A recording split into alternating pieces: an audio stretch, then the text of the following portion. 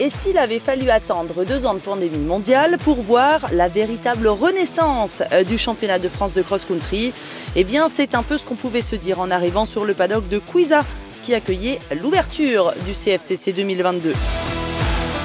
L'endroit est magnifique au pied des Pyrénées-Orientales et même si le fond de l'air est très frais, le soleil brille, le parcours est l'un des plus jolis de ces dernières années et que dire des listes d'engagés? Dans toutes les catégories, c'est le carton plein et c'est une belle récompense pour Thierry et Chantal Chevreau qui portent à bout de bras ce championnat depuis près de 10 ans. Nos estimations après cette année 2021, c'était de dire si on pouvait démarrer avec 150, 160 concurrents, tous les clubs seraient ravis parce que vraiment ça a été compliqué toutes ces 2 années passées. Et là, on vient de monter à 246 inscriptions sur cette épreuve. Et ce qui fait plaisir aussi, c'est de voir que les épreuves qui suivent derrière sont en train de bien grossir aussi. C'est tout simplement génial, c'est une belle récompense. Le circuit est dès les premières reconnaissances très apprécié par les pilotes. C'est grâce notamment au travail du motoclub Bord de Gaz, repris il y a peu par Julien Raquidel. Ce pilote élite d'enduro a un œil affûté pour savoir ce qu'il faut proposer pour une belle épreuve. Et la cerise sur le gâteau, c'est d'accueillir dans ces montagnes de l'Aude près de 250 pilotes. C'est une belle récompense, autant pour Thierry parce que son championnat du coup monte, et autant pour nous parce que vu que c'est la première fois, je reprends le club qui était inactif depuis 2012. Et au final, on repart directement sur un championnat de France. Et au final, bon, là c'est que du plus, là, le parc est plein. Ça plaît à tout le monde, c'est génial. Énormément de travail de fait, on y a passé quand même 4 mois, donc, parce qu'on est parti de zéro. Et grâce à l'investissement du propriétaire qui nous a laissé carte blanche sur son domaine. Le parcours, ça se divise en 2 parties, la sprint test qui fait 4 km et le reste du parcours qui fait à peu près 9 km. Voilà. Donc c'est ponctué de parties boisées, du champ et une partie cross qui est juste derrière nous. Et on est très content de voir que le tracé plaît et qu'il y a plein de monde. Dimanche matin, les hostilités débutent avec les kids. Et à l'issue de la sprint test qui définit les places sur les lignes de départ des 2 manches de 40 minutes, c'est Gabin Allemand, le pilote du Puy-en-Velay, qui a été le plus rapide. Sur la première manche, Paul Rebuffy prend l'ascendant sur son concurrent direct d'entrée de jeu. Et si Gabin Allemand s'accroche, il commet la faute de trop qui lui fait perdre le contact avec Rebuffy. Une chute sans gravité certes, mais qui ne lui permet pas de revenir pour batailler la victoire de manche. Derrière ces 2 pilotes, Raphaël Roux a roulé toute la course en 3e position. Mais Thomas Poux n'était pas très loin à la 4e place. Paul Rebuffy s'impose donc en première manche. Sur la seconde, c'est pas vraiment la même chanson pour les premiers tours de course en tout cas, puisque Raphaël Roux prend les commandes et le petit Thomas Poux s'invite à la fête, en plus des 2 hommes forts de la catégorie Gabin Allemand et Paul Rebuffy. Raphaël Roux mène la danse pendant 3 tours avant de s'incliner. Et si Gabin Allemand tente de s'accrocher, il va perdre du terrain et c'est Paul Rebuffy qui va en profiter pour prendre le large. À mi-course, c'est grosse bagarre pour la 2e place entre Thomas Poux, Raphaël Roux et Gabin Allemand. Si le pilote Elite Moto tire son épingle du jeu dans le dernier tour pour s'emparer de la 2e position, derrière lui, on se bat jusqu'au damier pour la 3e place. Et c'est finalement Thomas Poux qui a l'ascendant sur Raphaël Roux à l'issue d'une superbe manche. Avec ses 2 victoires dans l'Aude, Paul Rebuffy repart en tête du championnat. Vice-champion l'an passé, Paul Rebuffy apprécie cette entrée en matière sur le championnat 2022 de cross-country. J'ai terminé première manche, plutôt satisfait. Après la 2e manche, je pars un peu moins bien. Je pars 4e. J'ai dû doubler Raphaël et Gabin qui s'étaient un peu loupés.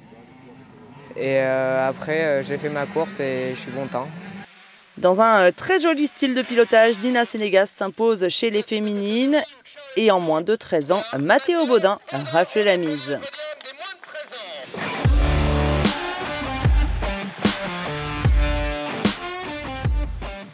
Chez les adultes, on a la bonne surprise cette année d'accueillir un magnifique plateau sous l'œil averti du président de la commission enduro à la FFM, Vincent Rigaudias. Preuve que le cross-country plaît, ils sont plus de 220 au départ. Hugo Blanjou, le champion de France en titre, est le plus rapide sur le chrono de la sprint test, mais il connaît bien ses adversaires directs que sont les pilotes du Daffy Enduro Team. Thiel de Clercq est deuxième temps et Antoine Alix troisième. La grille de départ à fière allure, beaucoup d'élites peuvent jouer les troubles fêtes. Tout Enduro est représenté avec Max Vial et Vincent Gauthier, Atomic Moto avec Anthony Gesselin.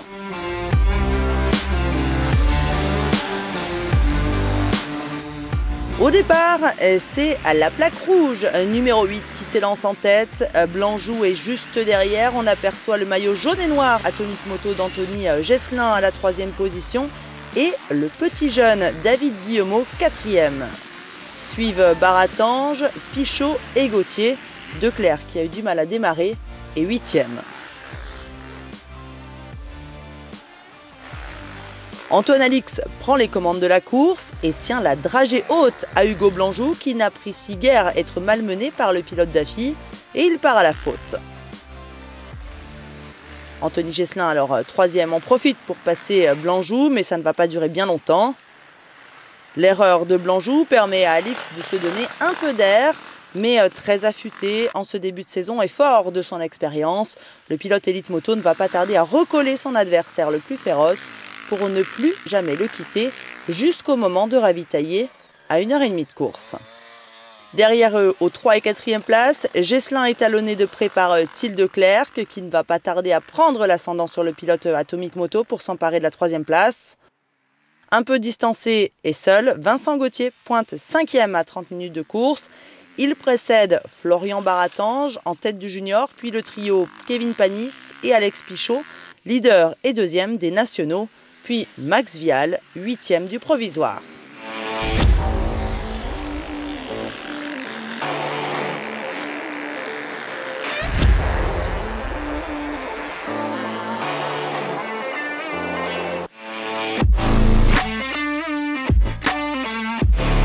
À 1h30 de course, on s'agite dans les stands, ça commence à rentrer de tous les côtés. Chez Daffy, le stress est à son maximum pour le manager Fred Di Giambattista qui fait rentrer le leader Antoine Alix à l'issue du 7e tour. Encore. Allez mon gars, c'est bien, lâchez rien. C'est une belle prouesse de rapidité pour le pilote qui ne met que 25 secondes de l'entrée à la sortie des stands. Chez Elite Moto, c'est une autre stratégie de course. Avec le 450 KTM, Hugo Blanjou fait un tour de plus avant de s'arrêter, ce qui lui permet de rouler à bloc et prendre un peu d'avance. Le ravito est un peu plus long que chez Daffy, mais il ressort quand même devant Antoine Alix. À ce moment-là, c'est le tournant de la course.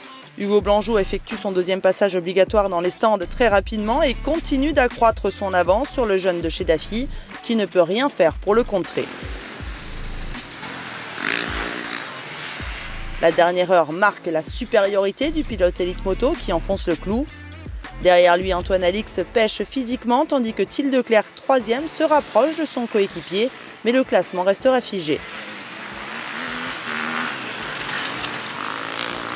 C'est une première victoire cette saison pour le champion de France en titre Hugo Blanjou. Antoine Alix n'a pas démérité pour sa première apparition sur le cross-country.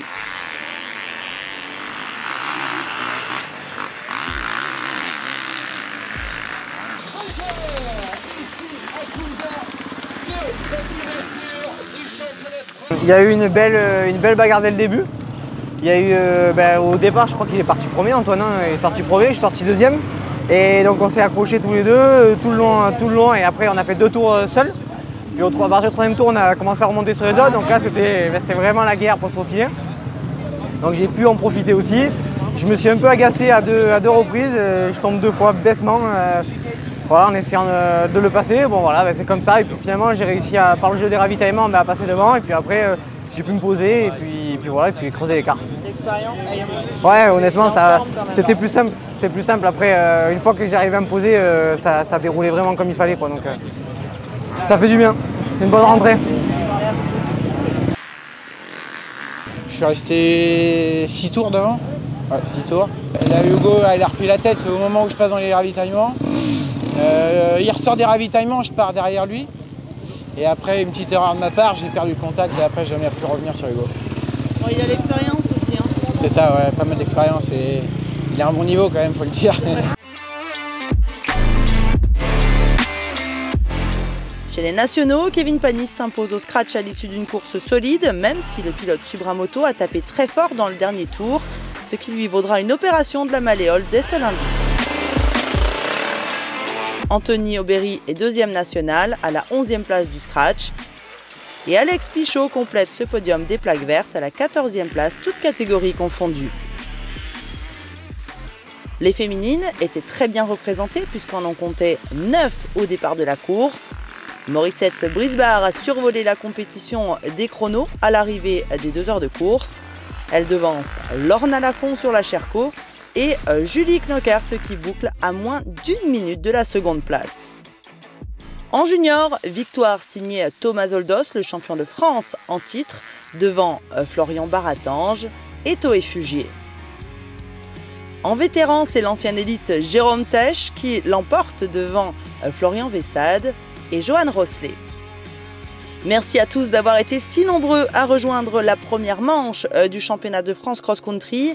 Nous vous donnons rendez-vous pour la deuxième étape dans un très joli coin de France, à Rion-Esmontagne dans le Cantal, le 20 mars prochain.